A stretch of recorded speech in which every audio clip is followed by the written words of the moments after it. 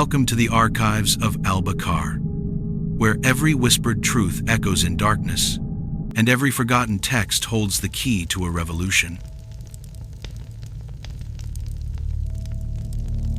You are standing in the shadow of the Great Basalt Archive, a structure so imposing it feels like the mountain itself is holding its breath, waiting for a secret to spill from the cracks in the walls.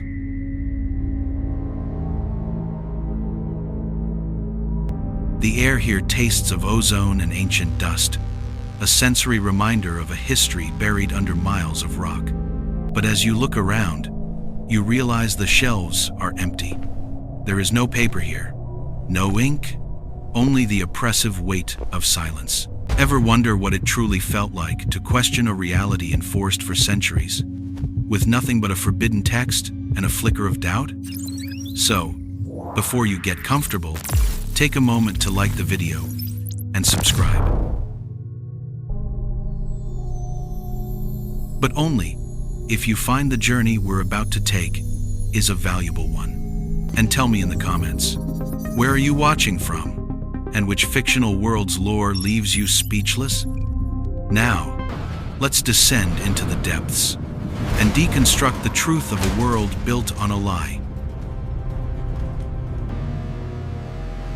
The first thing that strikes you about Alba-Kar is the noise of the present and the silence of the past. You walk through the thrumming industrial sectors, where the geothermal pumps beat like a colossal heart.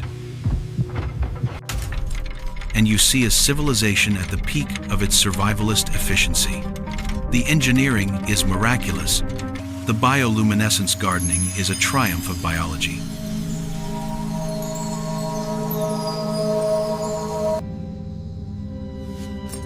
You feel a quiet, reverent awe at the sheer tenacity of these people, living in a stone womb that should have crushed them.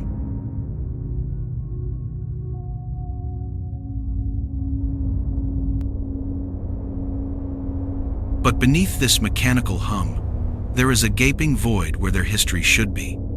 In any other civilization, you would find libraries, museums, or databanks. Here, you find only the echo chambers. These are vast, acoustically perfect halls where the history of the city is chanted daily by the voice caste. It is a hauntingly beautiful ritual. You listen to the harmonies rise and fall. From the fire we came, telling the story of the Great Descent, the heroic flight from the Scorched World above. It is mesmerizing. It is also entirely malleable. The sound remains. You begin to notice the terrifying genius of this system. In Alba-Kar, history is not a fossil preserved in amber. It is a living performance, edited in real time. Without a written record, the Matriarchy can alter the past simply by changing the key of a song or the rhythm of a chant. If a famine occurred 10 years ago due to leadership error, by today it has been retconned into a divine test of endurance. If a dissident spoke out, their name is simply dropped from the chorus, ceasing to exist as surely as if they had never been born. This is the societal paradox that presses against your chest like the heavy atmospheric pressure of the deep levels. Alba-Kar is a civilization obsessed with its own origin story, yet it has systematically destroyed the means to verify it. It is a level of information control that makes the book burnings of our own history look crude by comparison. Here, they didn't just burn the books. They outlawed the very concept of permanence. You are witnessing a society living in an eternal now, tethered to a past that shifts like sand under their feet, ensuring that no one can ever look back and say, "Wait, that's not what happened." To understand why the written word was purged from Alba-Kar, you must first understand the environment that surrounds you. Run your hand along the walls of a residential tunnel. They are damp, slick with condensation, and the microscopic fungi that help filter the air. In this ecosystem, paper is not just a luxury, it is a liability. It rots, It molds, and in the oxygen-rich pockets of the upper levels, it burns with a ferocity that terrifies a population living in a ventilation loop. The Matriarchy took this environmental hazard and elevated it into a moral absolute. They call it the Edict of Flow. The doctrine teaches that life, like the magma that warms the city, must always be in motion. To write something down is to freeze it, to kill it, to commit the sin of stagnation. You feel a strange chill realizing how effectively they have weaponized the natural decay of their world to enforce an ideological purity. They haven't just banned books, they have made the very act of documentation feel like an insult to the cycle of life. This transition from physical record to oral tradition creates a psychological control mechanism that is breathtaking in its elegance. In our world, we worry about digital censorship or the rewriting of textbooks. But here, the control is organic. Without a static reference point, the truth becomes whatever the Matriarchy says it is today. Consider the narrative of the descent. You hear grandmothers telling it to children in the fungi gardens, their voices hushed and reverent. Last generation, the story might have emphasized the cruelty of the sun. This generation, it emphasizes the scarcity of resources. Next generation, it might focus on the wickedness of technology. Because there is no original text to point to, It is no gone. crumbling scroll to contradict the speaker. All The that narrative remains shifts to is fit the truth political I needs of the bring moment. you. It is gaslighting on a civilizational scale. Yet, watching a memory keeper recite the lineage of the High Mothers, you cannot help but feel a profound, complicated awe. The capacity of the human mind to store vast archives of data is staggering. These individuals are living hard drives, trained from birth to hold thousands of hours of legal and historical precedent in their neurons. But this awe is tempered by the realization of their burden. They are not guarding history, they are gatekeeping it. The danger of ink, then, is not that it preserves the past, but that it allows for independent verification. A written record is a second opinion.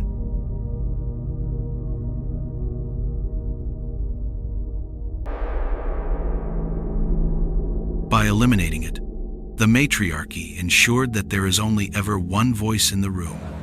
You look at the citizens going about their lives, secure in their knowledge of who they are and where they came from, and you realize their identity is a rental, leased to them by the state, and subject to renovation without notice.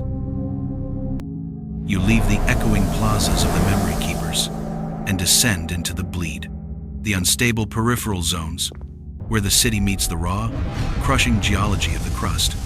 Here, amidst the groan of shifting tectonic plates and the hiss of escaping steam, you find the people who refuse to forget. They do not call themselves historians or rebels. To the official census, they are merely surveyors. To the Matriarchy, this caste is the city's immune system, tasked with monitoring stress fractures and potential cave-ins. They are the first responders to the Earth's anger. But as you watch a team huddled around a fissure, lit only by the harsh strobe of their safety lamps, you realize their instruments aren't just measuring pressure, they are reading the rock.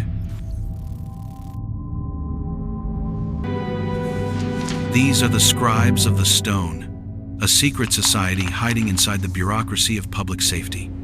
Their resistance is built on a terrifyingly simple premise. The best place to hide a forbidden object is in the hands of the person sent to destroy it. When a construction crew unearths an anomaly, a metallic glint in the basalt, or a wall too smooth to be natural, the surveyors are called to stabilize the area. In reality, they are the curators of the forbidden geometry. The geometry they seek isn't written in ink. It is etched into the very foundation of the city. The first ancestors, anticipating the erasure of their culture, didn't leave behind paper. They left behind geodes, synthetic, diamond-hard data plates encased in dull, volcanic rock. They look like debris to the uninitiated, but to a surveyor, They are precious artifacts. You watch a surveyor gently chip away a layer of shale to reveal a perfect, unnatural right angle hidden within the stone. The awe that washes over you is sharp and sudden. In a subterranean world defined by jagged, organic chaos, this straight line is a scream of defiance. It is irrefutable proof of intelligent design from a time before the current regime. This subcaste operates under a crushing psychological weight. They are preserving the truth by burying it alive. You observe an older surveyor marking a tunnel section for permanent sealing due to toxic gas. He isn't closing it because it's dangerous. He is sealing it because the wall behind the drift contains a mural of a star chart. He is saving the truth by making it inaccessible. It reminds you of the deep cover networks of the Cold War, where intelligence was passed in silence and shadows. Here, the resistance is technical. They smuggle history in their pockets, disguised as geological samples. A Zone 4 instability warning on a map might actually be a marker for a cache of pre-descent medical journals. They are the keepers of a fragmented puzzle, holding onto the pieces in the dark, waiting for a time when it is safe to put them together. The survival of the Chronicle is not just a matter of digging, it is a matter of distribution. How do you move forbidden information through a city where silence is enforced by the very architecture? The answer lies in the maps themselves. You are looking over the shoulder of a young apprentice surveyor as she traces a line on a schematic of the ventilation network. To the untrained eye, it is a boring, technical diagram of airflow valves and filtration units. But as she overlays a second sheet, a transparency of thermal gradients, a pattern emerges. The overlapping lines don't just show heat, they form a cipher. This is the genius of the rebellion's blueprints of the buried past.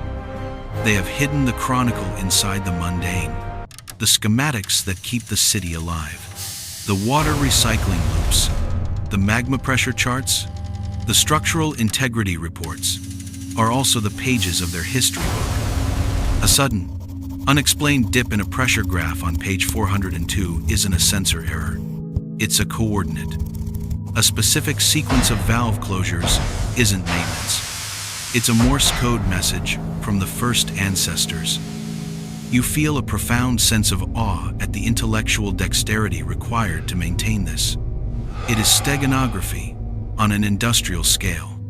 The Matriarchy's bureaucrats stamp these documents every day, completely unaware that they are authorizing the distribution of revolutionary texts. The very tools of their control are being used to undermine them.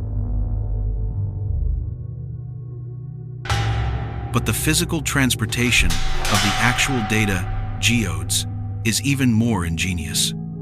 You watch a maintenance drone, a small, clanking automaton designed to clear debris from narrow pipes. It scuttles past a quartz guard checkpoint, ignored as a piece of background noise. Inside its rusty chassis, however, welded to the inside of a waste tank, is a sliver of the first Ancestor's hard drive. The resistance utilizes the blind spots of the system. The quartz guard listens for human voices, for footsteps, for the rhythm of descent. They do not listen to the machinery.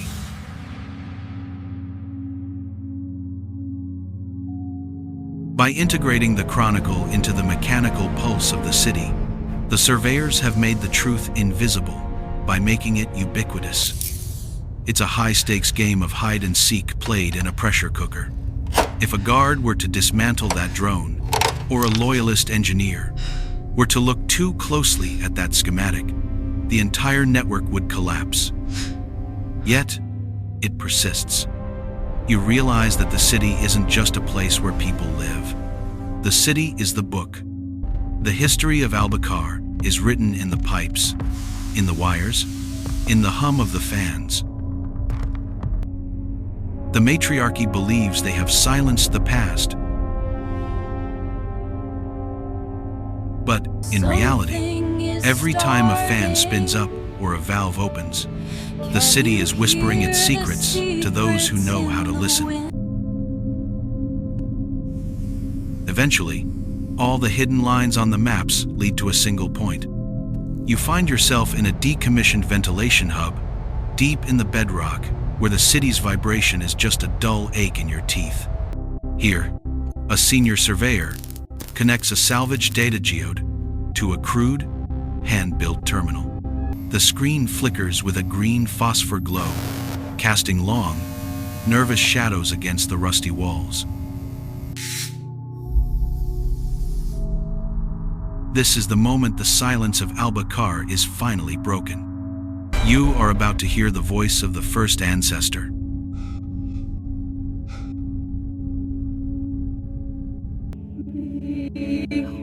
The Matriarchy's official history paints the first Ancestor as a weeping shepherd, herding her flock into the caves to save them from a sky-raining fire.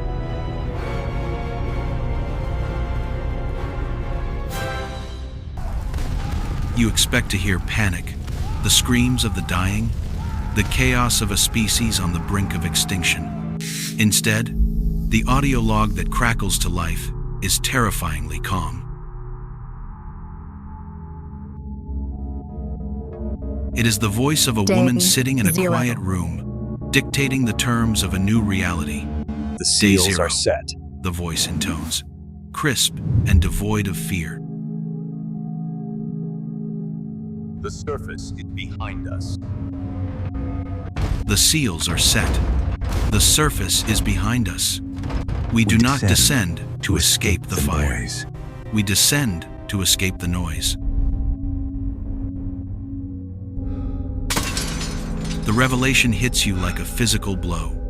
You listen, mesmerized and horrified, as the log continues. The Ancestor speaks of the surface world not as a wasteland, but as a cacophony of dangerous liberties and paralyzing choices. She describes a society drowning in its own freedom, I can't move. fragmented by endless debate and moral relativity.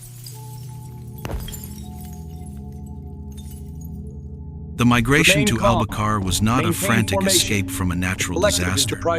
It was a calculated secession from the human race. Per Section 4, This is the shattering subsection truth noted. of the This Chronicle. application is deemed The incomplete descent and was is an hereby ideological rejected. purge.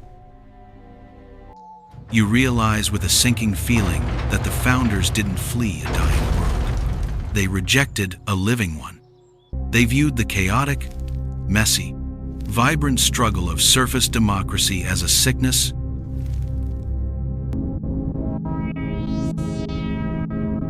and the underground as a sterile laboratory where they could cure it.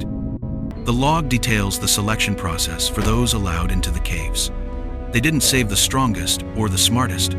They saved the most compliant. They filtered for psychological traits, agreeableness, deference to authority, a high tolerance for monotony. You stare at the glowing waveform on the screen, feeling a cold, creeping awe at the sheer scale of this eugenics program. It wasn't biological. It was behavioral. They curated a population designed to be happy in a cage. The lie of the Scorched World wasn't just a cover story. It was the founding myth necessary to maintain this social experiment. By convincing their children that the outside was death, they ensured that no one would ever try to leave the laboratory. You are looking at the blueprint of a civilization built not on survival, but on a terrifying desire for order at any cost. The Ancestors weren't refugees. They were the architects of a prison, and they walked into the cell willingly, locking the door from the inside to keep the chaos of freedom out. As the shock of the ideological purge settles in your gut, you are forced to confront the most unsettling aspect of the Chronicle. The logs are not written by monsters. They are written by victims. Reading further into the manifesto of the first Ancestor, the tone shifts from cold calculation to raw, bleeding trauma. You find entries that detail the final days of the Surface Era, not the environmental collapse the Matriarchy teaches, but the sociological collapse that actually occurred. The text describes the years of the Red Static, a period of total, chaotic war, where neighbors slaughtered neighbor over ideology and resources. You can feel the trembling hand of the author in the jagged font of the data log.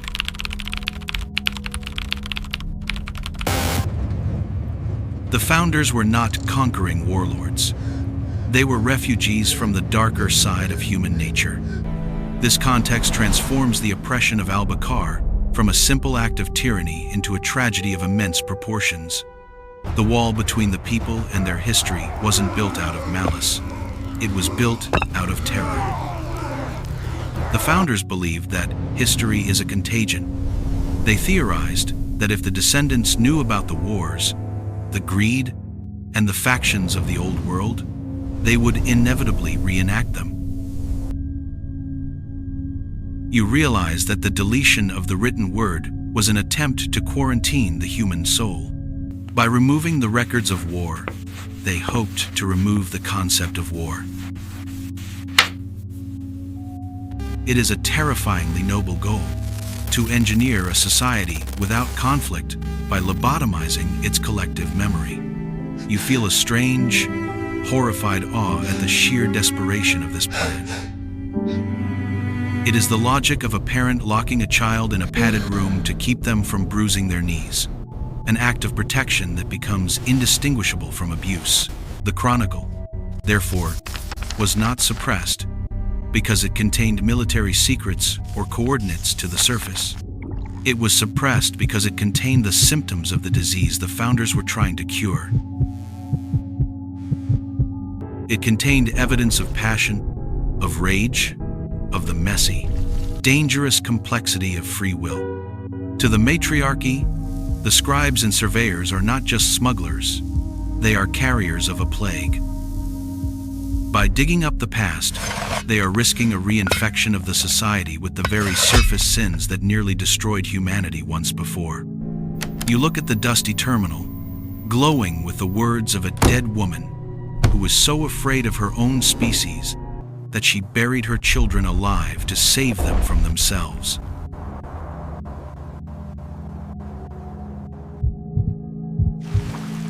The wall suddenly feels much thicker. It is not just made of rock and lies. It is mortared with the trauma of a generation that saw the end of the world and decided that safety was worth any price, even the price of knowing who you are. But walls, no matter how thick or how well-intentioned, eventually crumble. The protection of the founders relied on a single variable they could not control, the human need to know why. And that need eventually found its avatar in a young scholar named Elara. You stand beside her in the control booth of the Great Resonator, the massive acoustic amplifier used to broadcast the daily hymns of the Matriarchy.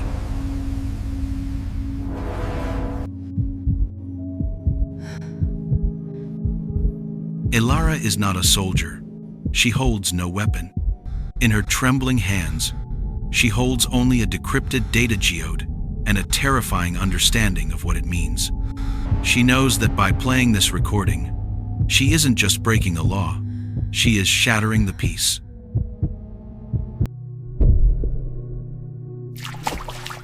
She is introducing the virus of history back into the sterile ward of the city. The moment she slots the geode into the reader, the air in the booth changes.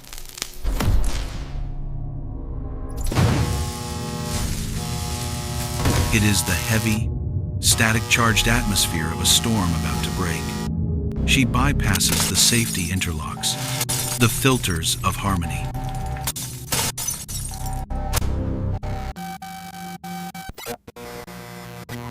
And patches the audio feed directly into the citywide ventilation speakers.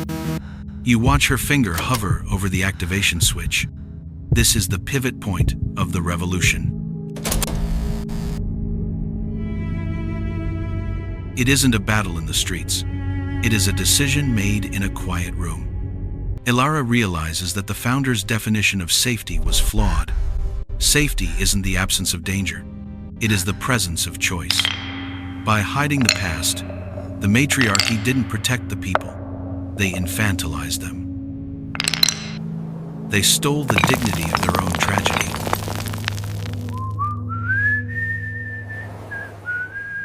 She flips the switch. The city holds its breath. For a heartbeat, there is only the hum of the fans. We descend to And then, escape the noise. the voice of the first Ancestor, cold and clinical, echoes through every plaza, every mine shaft, every dormitory in Alba-Kar. We descend to escape the noise. We choose the dark. You can feel the shockwave ripple through the civilization. Not a physical tremor, but a psychological earthquake. In the markets below, people stop moving. The chanting of the quartz guard The subject falters. has been located. The echo chambers, Confession of designed the to repeat architect. only the approved lies, are suddenly filled with the raw, unedited confession of the architect. It is a moment of absolute, terrifying clarity. The citizens look at the stone ceiling and, for the first time, they don't see a shield. They see a lid. Move! Get out of the way! The revolution that follows is messy. It is confusing. It brings back the debate, This is as far the as you friction, go. We're not and the backing factionalism down. You need to drop the your Founders weapons now. feared. But as you look at Ilara's face, illuminated by the warning lights of the console, you see a quiet awe at the resilience of the human spirit.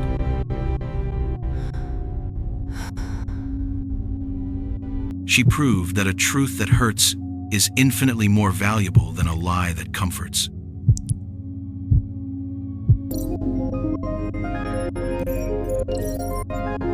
The Chronicle was no longer a lost record. It was a map, not to the surface, but to the self.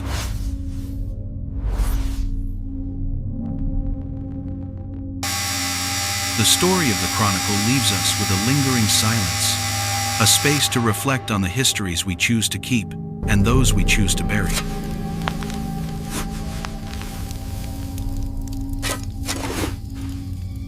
Alba-Kar serves as a mirror to our own world, reminding us that the erasure of the past, even its darkest chapters, is a theft of the future.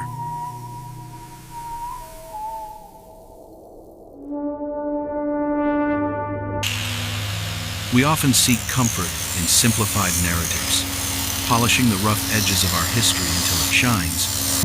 But in doing so, we lose the lessons etched in the scars. As you return to the surface of your own life, remember the weight of the geode in Ilara's hand. Remember that true safety requires the courage to face the full, unedited reality of who we are. Thank you for descending into the archives with me. Until we meet again, keep listening to the whispers in the walls and never stop searching for the signal in the static.